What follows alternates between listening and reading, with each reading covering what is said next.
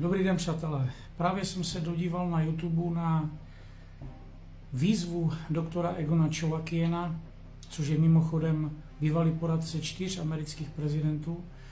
Je aktivním vědcem, je velmi uznávanou kapacitou a tato výzva obsahuje zprávu, že lidstvu na to, aby dokázalo něco postavit proti klimatickým katastrofám, zbývá už jen 10 let.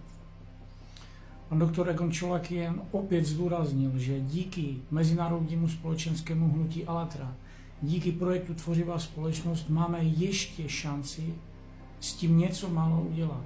Ale k tomu, aby jsme byli schopni vůbec něco vytvořit, musíme okamžitě vytvořit podmínky pro všechny vědce, kteří chcou pomoct lidem přežít na této planetě.